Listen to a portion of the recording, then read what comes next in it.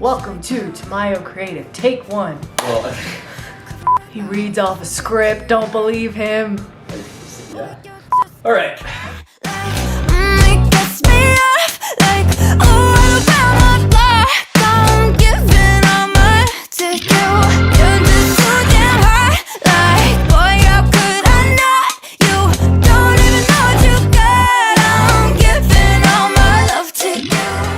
Okay, I guess it's lights, camera, action. It's been a little while. Hey guys, welcome back to the channel. So it's been approximately 5 months since the last video. There's been a lot of changes that have gone on in the past 4 months. I think the biggest one that pertains to this channel is that we have swapped out the laptop that has the most views across the entire platform. So we had that 2020 Intel Core i5 13-inch MacBook Pro, which I absolutely loved. And clearly a lot of other people did, as I think it's almost at 3,000 views right now, which sounds like a little bit, but for this channel right now, it's a lot. And we swapped it out with this guy right here, the M1 Pro 14-inch MacBook Pro. This thing has been fantastic. It doesn't blink at anything that I've thrown at it so far. It's been absolutely incredible. And I definitely will be doing a review on this pretty soon, especially compared to that previous laptop. And fun fact, I also got a 2019 15-inch Intel Core i7 MacBook Pro for work. And I think it'd be really awesome to do using that in 2022 and how it stacks up, and using that compared to the M1 Pro MacBook Pro. I think obviously the M1 Pro is gonna mop the floor with this thing, but I've actually really enjoyed using the 15-inch to a point that I didn't really understand that I would have. For example, I actually hate to admit that I think I missed the touch bar. The touch bar is something that I thought I never used, but the ability to just kind of like dim the screen and just slide over real quick, or maybe like increase the volume and just slide it up real quick as opposed to pressing individual buttons. I mean, I didn't know how much I was going to miss that. And I've even used some of the tools that would pop up when I was in Premiere Pro, as I am a Premiere Pro editor and not Final Cut, which maybe I'll switch considering the fact that I now have Apple Silicon. But I really missed using the traditional MacBook. It was kind of like what I thought was using a Mac. And while it's been awesome, I didn't miss the butterfly keyboard. I wish I could put the M1 keyboard on the 2019 MacBook Pro, and then I would have a lot of fun using it. Now, is it a better computer than the M1 Pro? Absolutely not. But why did I get the 2019 15-inch? Well, if you haven't noticed by the shirt already, we've officially changed career paths.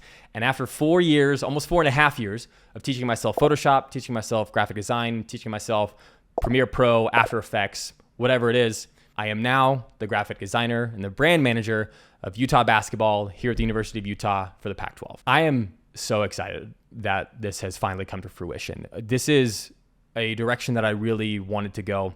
And honestly, if I never moved to Utah, I would have never found out that this is what I wanted to do. Now, I mentioned that we're going to go in a different direction with the channel, and we are. So one thing that's been awesome to watch is the growth of the Instagram platform. I will also put the Instagram right here, and I will link it in the description below so you can have a really easy way to get over to it. You should totally follow it. So just a few months ago, we were at 200, 250 followers, and now it's at 1,200. I mean, it was like a 3 or 4 month difference. And what's been huge about that is actually short form content, a lot of reels, which I swore to myself as a 29-year-old I would never make, but they're massively beneficial for the page. And even for this YouTube channel, I had some small build reels that I put on the YouTube channel, and they got a lot more views than I was anticipating. But it's been huge for that. And I kind of found out in the past few months that really getting down to a very small, like niche platform, niche focus was big for me. It was more so the artwork behind designing something. It was the building process of designing something. It was the building a brand, which a lot of people and a lot of you guys reached out to me over to see more of that process.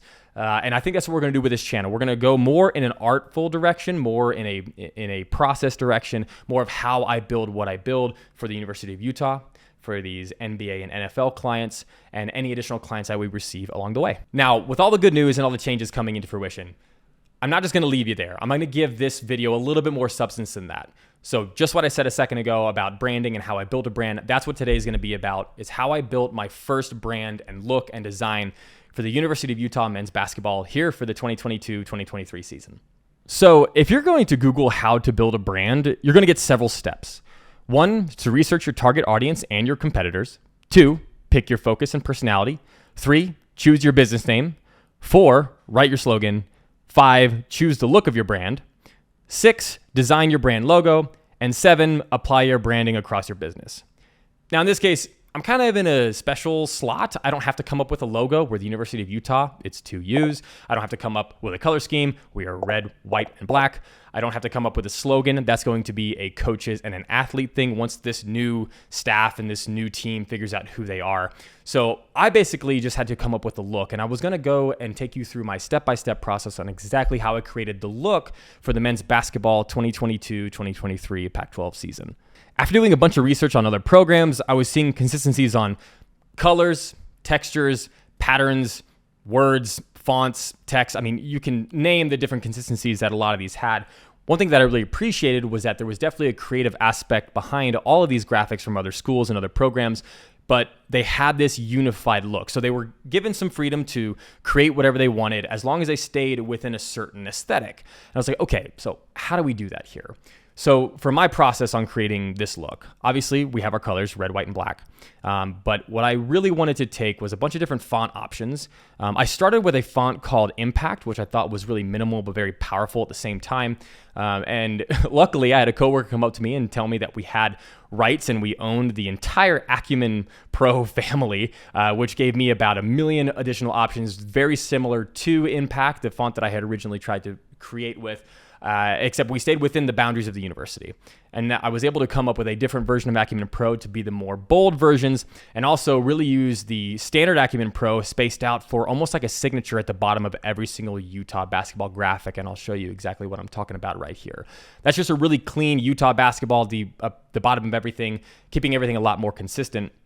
But I needed some other pieces that were consistent, that pertain to the program, and really pertain almost to like the area of Utah. So what pertains to the area of Utah? Mountains. So as you can see, mountains in the background. And we're also the basketball team. So what do we do for that? Well, my idea for that was to actually take the texture of a basketball jersey, which is literally an image that I Googled, copyright free. And I basically just put that as the background over the mountains, over the color. So there's your entire background setting. You have your jersey texture, you have your mountains because we're in Utah, and we have our color scheme. Not only that, we have our fonts ready to go. We have our lockups ready to go. We have the logo ready to go. Everything's almost set. But I wanted one more piece just to kind of give a signature for myself. You'll notice on all these pieces here that there's a square or like a block of what looks like a wooden floor. I don't know why I thought of that. I don't know how I thought of that, but I thought it was a really cool idea just to be like, we're basketball. There's a tiny piece of a basketball court right here in the bottom left corner. And then this one, this one, this one, this one, and this one, they all have that same sort of area where I put that wooden piece of the basketball court. And I think that's going to stand out a little bit more for Utah basketball. I didn't really see that anywhere else in a bunch of other universities. And I think to give it that signature that we are the University of Utah and, you know, we're doing something completely different really stood out to me. Now, where I put my personal touch on it was actually an idea that I was inspired by several other artists on Instagram or who work for the NBA or who work for the NCAA. And it's almost this RGB motion blur look. And you'll kind of see, I'll show you right here, there's a little bit of an RGB kind of fade / motion blur across all these athletes. And that's not somewhere that I've seen anywhere else in any other programs. Everyone has done a very clean cutout, which is totally cool. I mean, clean cutouts, I adore. Awful cutouts are awful for a reason. So while I appreciate a very clean cutout, I wanted to give this the Michael Tamayo signature. So we had our basketball court Utah signature, but I wanted to give this a Michael Tamayo signature, which has been something that I've put on a ton of graphics recently, along with highlighting. But I really think that adding that RGB motion blur gives a different layer and a different depth to a graphic or an art piece that a standard cutout just can't achieve. So that was almost my personal touch to the Utah basketball branding / look for the 2022-2023 season. Well, hey guys, thanks so much for checking back in. It's been a little while. I'm really excited to now shift the direction of this to, yes, having some occasional tech reviews, which will more so apply to my use case and what I do with the teams and what I do with the agencies that I work with, but also to get a little bit more focus on this channel as opposed to just a very broad tech channel. I'm really excited about that. So thanks so much for watching this video. Please feel free to give me a thumbs up. Maybe subscribe if you like. It'd be cool to, I don't know, get to 200 subscribers. You got to get to 200 before you get to 1,000. Got to get to 1,000 before you get to 1 million. So we got to get there step by step. But either way, please feel free to give me a follow. Follow the Instagram. Once again, I will link that in the description below here. And before we go, I believe Editor Mike wants to have a word with you guys. Editor Mike, what's up? YouTube Mike. Appreciate it. So I'm just here to reiterate what I said in the beginning of this video. This M1 Pro MacBook Pro has been lights out on performance recently. I'm a Premiere Pro editor, which isn't even the best software to edit video on these M1 Pros. However, this has been the best Premiere Pro experience that I've had to date. I built a $2,500 PC to be my dedicated editing workstation, and this experience has been significantly better by a long shot. Yes, I could totally build a PC with this kind of performance, I understand that. But the fact that I can get this performance and this stability in Premiere Pro in something that I can take on the road is honestly mind-blowing.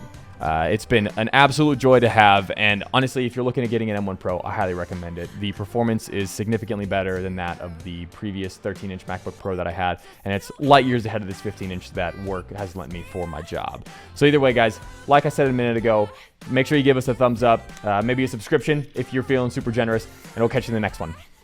Later.